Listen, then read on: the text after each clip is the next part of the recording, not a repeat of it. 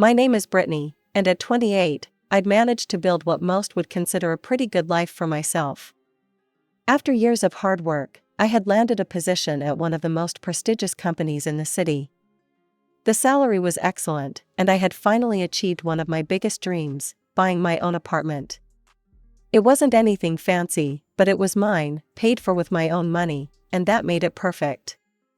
I remember that day clearly. It was a sunny Saturday afternoon when my younger sister Ashley showed up at my door unannounced. At 23, she still lived with our parents, which had never seemed to bother her before. She'd always been content letting them support her while she figured out her life, as she put it. But this time, something was different. As soon as I let her in, I noticed her eyes darting around my apartment with an intensity I'd never seen before. She wandered from room to room, touching things, examining everything as if she was seeing it all for the first time, even though she'd been here countless times before. "Your place is so nice, Britt," she said, running her hand along my kitchen counter. "You're so lucky." I couldn't help but laugh. "Lucky? Ashley, I worked my ass off for this place. You know that." She turned to face me, and I was surprised to see tears welling up in her eyes. "I can't take it anymore," she burst out. "Living with Mom and Dad, it's suffocating me. They're suppressing all my aspirations for independence." I nearly choked on my coffee. This was rich coming from Ashley, who had never shown the slightest interest in being independent before. "Since when?" I asked, trying to keep the skepticism out of my voice. "Last time we talked, you were pretty happy having Mom do your laundry and Dad paying your phone bill." "That's exactly the problem." She pulled out her phone and started quoting something. "According to Dr. Martinez's book on adult-child-parent relationships, this is classic codependency. If I don't break free from the parental umbilical cord now, I'll be stuck there forever, just withering away." I set my coffee down and looked at her hard. "Ashley, what exactly are you asking me?" She took a deep breath, and there it was, the real reason for her visit. "I need your help, Britt. I want to move out, but I need money for the first 3 months of rent. I'll find a job right away, and then I'll be completely self-sufficient. Just like you." Maybe it was the way she said, "just like you," that got me. Or maybe I was just tired of worrying about her never growing up. Whatever it was, I heard myself saying, "Okay, I'll help you." The squeal she let out probably could have been heard 3 floors down. She threw her arms around me, nearly knocking me over. "Thank you, thank you, thank you. You're the best sister ever, Britt. You won't regret this, I promise." A week after our conversation, Ashley burst into my apartment waving her phone in the air like she'd just won the lottery. "Britt, I found the perfect places. You have to see these." I was in the middle of making dinner, but she practically dragged me to my couch. As she started scrolling through the listings, my eyes nearly popped out of my head. The first apartment she showed me was in Riverside Towers, one of the most expensive complexes in the city. "Look at this view," she gushed. "And it has a rooftop pool, gym, and even a concierge." "Ashley," I said slowly, "this place is $2,800 a month. But it comes with parking." She swiped to the next listing. "Okay, this one's a bit cheaper, only $2,500. But look at the marble countertops." I put my hand over her phone. "Stop. These places are completely out of the question." I pulled up my laptop and showed her a listing I'd found earlier. "Here, this is more realistic. It's a 1-bedroom in a good neighborhood, comes furnished with basic appliances, and the rent is reasonable." Ashley wrinkled her nose as she looked at the photos. "But it's so basic." "It's clean, safe, and perfectly nice for a first apartment," I said firmly. "In fact, it's nicer than my first place was. Plus, it's within walking distance of several businesses where you could apply for jobs." She slumped back on my couch, clearly disappointed. "I guess." "Look," I said, trying to be patient, "this is exactly the kind of place you need while you're getting established. Once you have a steady job and your own income, you can upgrade if you want. After what felt like an hour of convincing, she finally agreed to look at my suggestion. The next day, we met with the realtor, a cheerful woman named Linda, who walked us through the apartment. It was exactly as advertised, modest but pleasant, with decent furniture and working appliances. Ashley kept making faces when she thought I wasn't looking, but I ignored her. "We'll take it," I told Linda, pulling out my checkbook. I wrote checks for both the security deposit and 3 months' rent, while Ashley signed the lease agreement. As she scribbled her signature, I felt a mix of pride and anxiety. This was really happening. Over the next few weeks, I called Ashley regularly to check on her job search. Her answers became increasingly evasive. During our last call, I finally lost my patience. "Ashley, I'm not going to pay your rent indefinitely. You need to find work." "Don't worry about it," she said dismissively, and before I could respond, she hung up on me. I stared at my phone in disbelief, a sinking feeling in my stomach that my sister's version of independence might be very different from mine. 3 months flew by faster than I expected.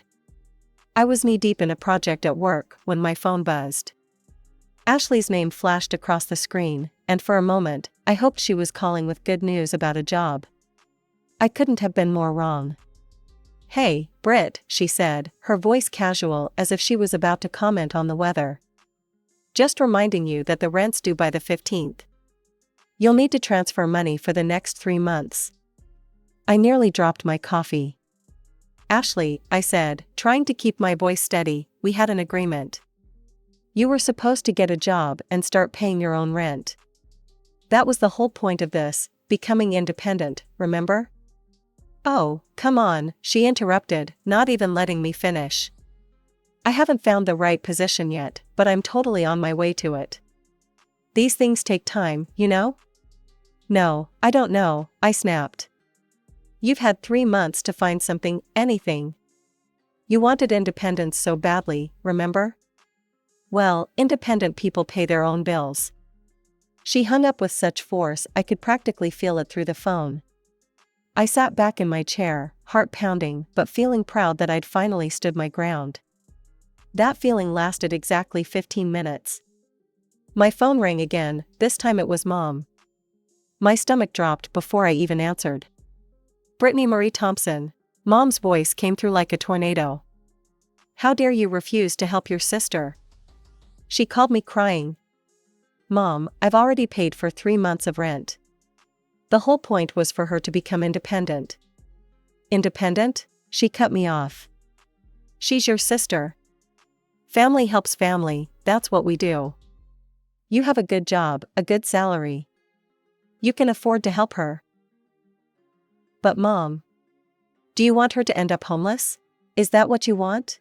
To see your sister out on the street?" The guilt trip was coming on strong, and I felt my resolve weakening.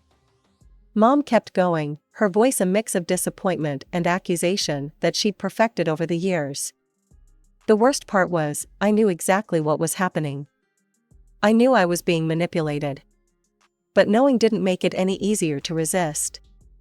"Fine," I said finally, my voice tight. "I'll pay for 3 more months. But that's it. This is the last time." "That's my girl," Mom said, her voice immediately warming. "I knew you'd do the right thing." After hanging up, I transferred the money and sent Ashley a text, "Rent paid for 3 more months. This is absolutely the last time. I mean it." Her response came seconds later, a single emoji, a smiling face with a halo. The innocence of the emoji felt like a slap in the face, and I knew right then that I'd made another mistake. But what could I do? She was my sister, and Mom was right about one thing: I could afford it. A week after that, I was lying in bed scrolling through my phone when I decided to check Ashley's Instagram. I hadn't looked at it in a while, and what I saw made my blood pressure spike. There she was, posing in my apartment, the one I was paying for, like some kind of lifestyle influencer. Photo after photo showed her lounging on the furniture, standing by the window with the perfect morning light, and arranged artfully on the kitchen counter with a cup of coffee. The captions were even worse. "Living my best, authentic life." Being true to yourself is the greatest gift. Sometimes you have to choose your own path. Trust the journey. I scrolled through weeks of posts, my jaw clenching tighter with each swipe. Not a single mention of job hunting. Not one word about looking for work or becoming self-sufficient. Just endless selfies and pseudo-philosophical quotes about following your dreams. I couldn't take it anymore. I opened our messenger chat and typed, "When are you actually going to start looking for work?" The response came so fast, I wondered if she'd been waiting for me to ask. A photo appeared in our chat, an official-looking email with a company letterhead. It was an invitation to a job interview, complete with date, time, and location. My heart lifted. Finally. Maybe she was actually getting serious about. My phone rang. It was Ashley. "Did you see it?" she squealed before I could even say hello. "I got an interview. But Britt, I need your help with something really important." "Here we go." "What?" "Well, I need to look professional for the interview, right? First impressions are everything. I need some nice clothes and a trip to the salon, to really wow them. I was thinking maybe you could help me out? Like, $800 should cover everything." $800? I nearly choked. "Absolutely not. Please, Britt, this could be my big break." Her voice turned desperate. "I promise I'll pay you back as soon as I get the job." "You want me to get the job, don't you?" "Ashley. The receptionist is the first person who sees you, and they always report back to the hiring manager. I read about it online. I need to look perfect. Please, please, please." I rubbed my temples. "Ashley. Please, Britt, pretty please? I promise this is the last thing I'll ever ask for." 10 minutes of this. 10 solid minutes of begging, promising, and emotional manipulation.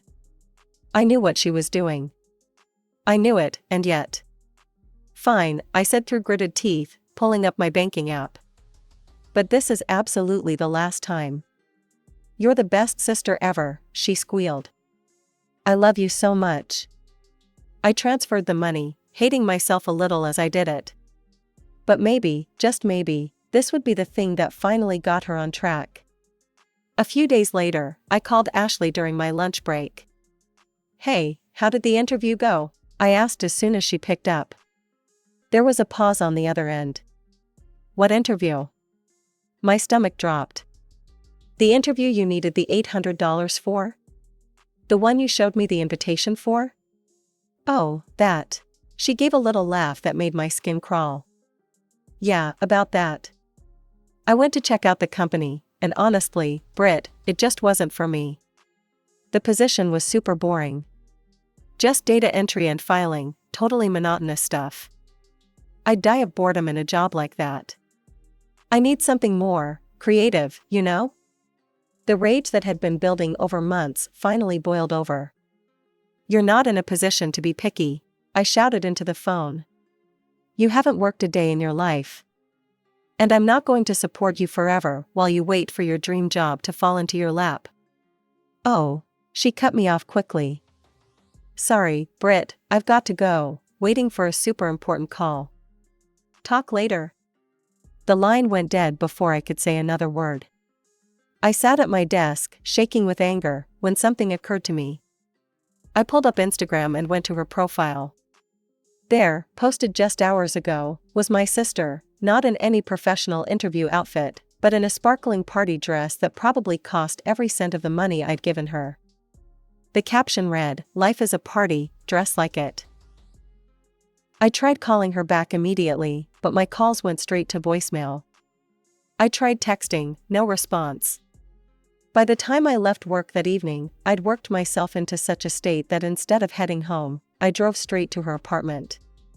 I could hear the bass thumping from halfway down the block. As I approached her building, the music got louder and louder.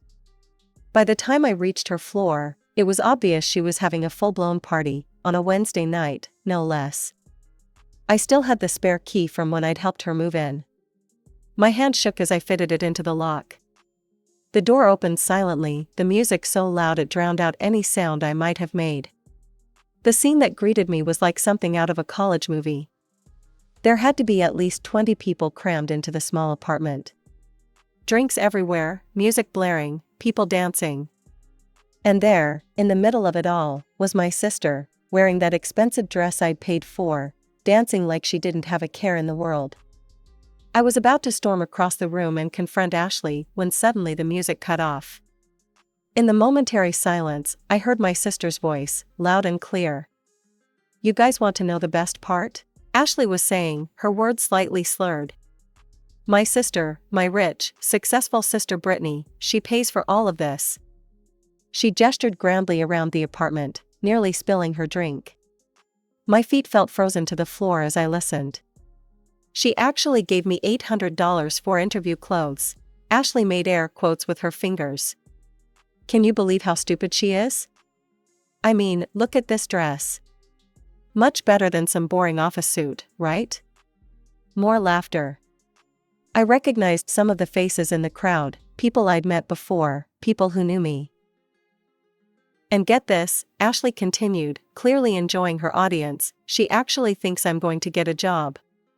Like, why would I need to work when I have a cash cow for a sister?" She took another sip of her drink. "All I have to do is cry a little about wanting to be independent, and she throws money at me." The group around her erupted in laughter and cheers. "You're so lucky," one girl called out. "My sister would never." "That's because your sister isn't a gullible idiot," Ashley replied with a smirk. "I swear, Brittany actually believes all that crap about me wanting to." Someone in the crowd finally noticed me standing there. The person's face went pale, and they grabbed their friend's arm, pointing in my direction. Like a wave, the realization spread through the room. The laughter died, replaced by uncomfortable coughs and whispers. Ashley, still grinning from her performance, followed their gazes. When she saw me, the smile vanished from her face so fast it was almost comical. The color drained from her cheeks, and her drink slipped from her hand, shattering on the floor. I walked to the center of the room, my heels clicking against the hardwood floor in the sudden silence. Every eye was on me as I stopped in the middle of what had become a makeshift dance floor. My hands were shaking, but my voice was steady when I spoke. "So this is what you really think of me," I said, looking directly at my sister. "This is how you treat someone who's tried to help you. You lie to me, manipulate me, steal from me, and then laugh about it with your friends. You think I'm a fool?" The silence in the room was deafening. Some people were already quietly gathering their things, trying to slip out unnoticed. Then Ashley's shock wore off, and a calculated look crossed her face, one I'd seen before, but never properly recognized. "What are you going to do about it?" she asked, her voice taking on that familiar whining tone, but this time with an edge of triumph. "You'll keep supporting me anyway." "You know why?" "Because if you don't, I'll just tell Mom and Dad. And you know whose side they'll take, they always do. They'll make your life hell until you help your poor little sister again." I didn't say another word. I turned and walked out of the apartment, my head held high.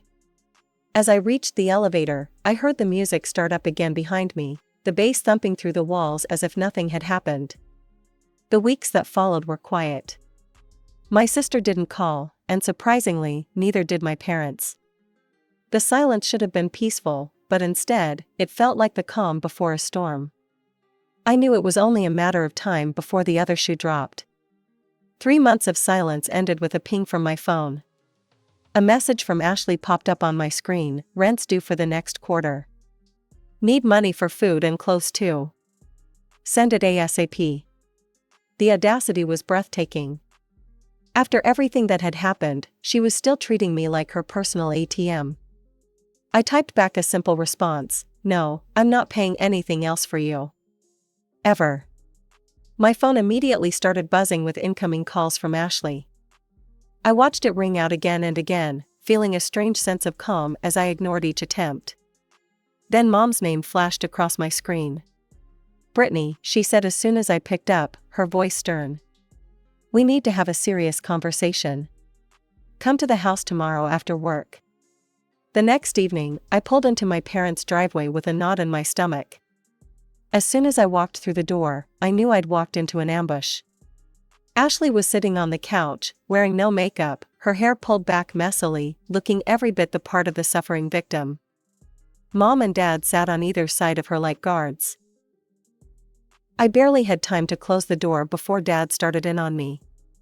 "How could you do this to your sister?" he demanded. "She's about to be evicted because of you. Do you have any idea what you're putting her through?" Mom jumped in. "She's barely eating, she's so stressed." I looked at Ashley, who sniffled dramatically on cue. The Oscar-worthy performance made my blood boil. "Are you kidding me?" I shot back. "I've paid her rent for 6 months. I gave her money for clothes, for food, and you know what she did with it? She threw parties. Bought party dresses. And then had the nerve to brag to her friends about what a fool I was for giving her money." "Oh, please," Mom waved her hand dismissively. "She was just joking around with her friends. You're being too sensitive." Joking? I could hardly believe what I was hearing. She literally called me a cash cow and bragged about manipulating me. "You're the older sister," Dad cut in, his voice hard. "It's your responsibility to help her. We raised you better than this."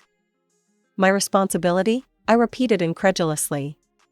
My responsibility was to help her become independent, not bankroll her permanent vacation. Ashley sat there through it all, a small, satisfied smile playing at the corners of her mouth.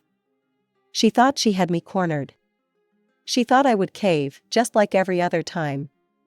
I looked at my family, my mother's disapproving frown, my father's stern glare, my sister's smug expression, and something inside me snapped. "No," I said, my voice quiet but firm. "I'm done. I'm not giving her another cent. She's an adult. If she wants to live independently, she can pay her own bills like the rest of us." I was heading for the door. Behind me, I could hear Dad yelling about family responsibility, Mom crying about how she'd raised such a selfish daughter, and Ashley's theatrical sobs.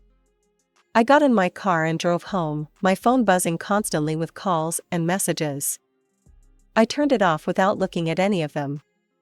For the first time in months, I felt truly free from the manipulation, free from the guilt, free from the endless demands. A few weeks after our showdown, my cousin Jackie called to check on me. She'd heard about the fight and wanted to give me some updates. "Your parents are paying Ashley's rent now," she told me. "They had to take money out of their retirement fund to cover it. She still hasn't even looked for a job." 2 months of relative peace followed. Then one evening, my phone lit up with Mom's number. Against my better judgment, I answered. "Brittany?" Her voice was trembling. We have a problem." The story came out in bits and pieces, punctuated by my mother's barely suppressed sobs. The apartment owner had finally had enough of the neighbors' complaints about Ashley's constant parties. He'd shown up unannounced during one of her latest bashes, with the police in tow. "But that's not the worst part," Mom's voice cracked. "When they did an inventory of the apartment, Brittany, Ashley had sold some of the furniture and appliances. The owner's furniture. She'd been selling things bit by bit to pay for her parties." I sank into my couch, stunned. "She what?" "She's being charged with theft," Mom was openly crying now. "But the owner said if we reimburse him for everything she sold, he won't press charges. Please, Brittany, we need your help. Your father and I don't have enough after covering her rent." "No," I said firmly. "I warned all of you what would happen if you kept enabling her.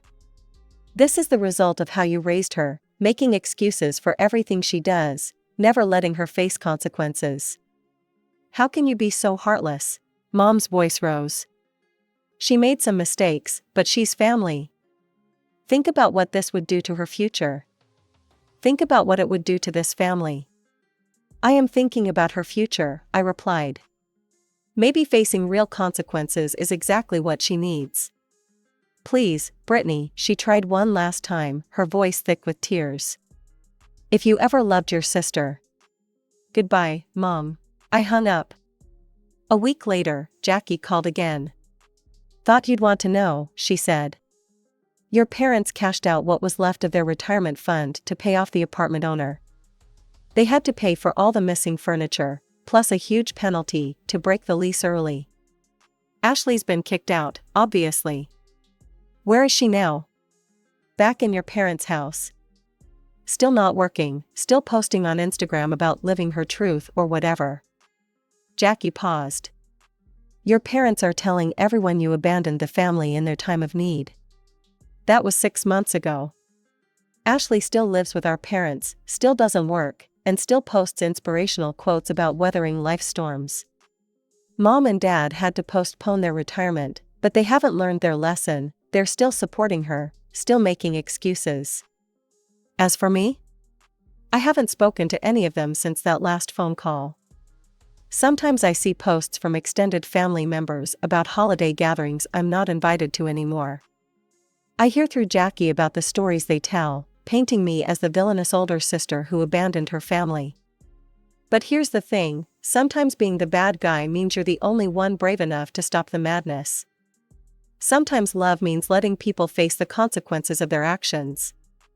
And sometimes family isn't about enabling bad behavior, it's about having the courage to say no when everyone else is saying yes."